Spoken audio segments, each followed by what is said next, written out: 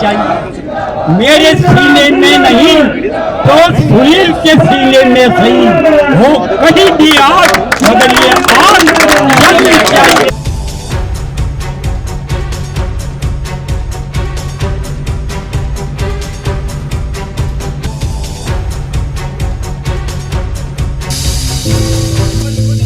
विप्र समाज अपनी मांगों को लेकर धरने पर बैठा है। अब उनकी क्या मांगे हैं? 2 सूत्रीय मांगे हैं जिनको लेकर लगातार पहले से भी संघर्ष चल रहा था और वही संघर्ष अब और आगे बढ़ाया जा रहा है। क्या कुछ वो मांगे हैं? सरकार से किस तरह आगे उन मांगों को पूरा करने के लिए रणनीति बनाई गई है, चलिए जानते हैं। सबसे पहले क्या कुछ आपकी 2 सूत्रीय जो मांगे हैं, क्या कुछ हैं, किस तरह सरकार के समक्ष उनको रखना चाहते हैं?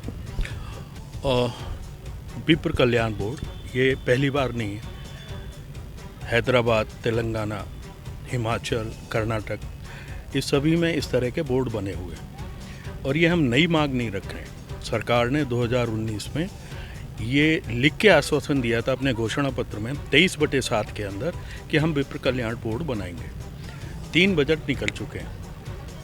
सरकार का फ़र्ज है कि जो आपने लिख के दिया है और जिस नाते हमसे वोट लिया है, कम से कम हमें वो देना चाहिए। विप्र कल्याण बोर्ड हमारा हक है, क्योंकि आप नहीं लिखते तो आपको इतना वोट भी नहीं मिलता।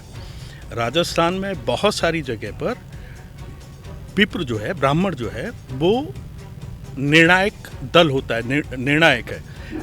बहुत सारी सीटें आप खो दोगे यदि अपना वायदा पूरा नहीं करते हो तो। और ये भारत के अंदर बहुत तेज़ी से बढ़ता हुआ है, क्योंकि विप्र आज की डेट में, ब्राह्मण आज की डेट में सबसे अधिक कमज़ोर स्थिति में है। तो यदि कल्याण बोर्ड नहीं बनाते हैं तो मैं अनशन पे बैठा हूँ, और जब तक बोर्ड नहीं बनेगा मैं उठूँगा नहीं यहाँ से।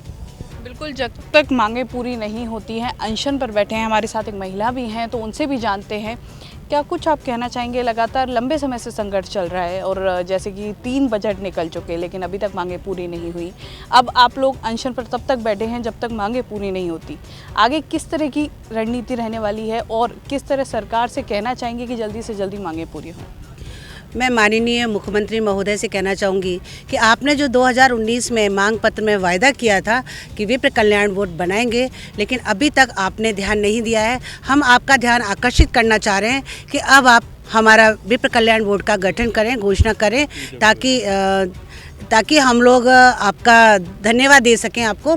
और अगर हमारी सुनवाई नहीं होती, विप्र कल्याण बोर्ड का गठन नहीं होता है, तो हम तब तक अनशन पे बैठेंगे जब तक हमारी मांगे पूरी नहीं होंगी। से रखी गई हैं, क्या कहना चाहेंगे सरकार से, किस तरह से आगे की एक रणनीति? देखिए, कांग्रेस सरकार ने विधानसभा चुनाव से पूर्व ब्राह्मण समाज से विप्र कल्याण बोर्ड गठन का वादा किया था और उसी के आधार पर ब्राह्मण समाज ने भी पूरी मदद कांग्रेस सरकार की।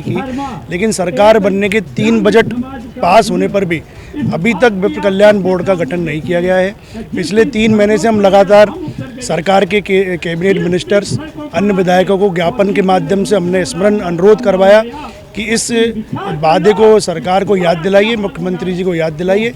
लेकिन इस बजट में भी घोषणा नहीं हुई।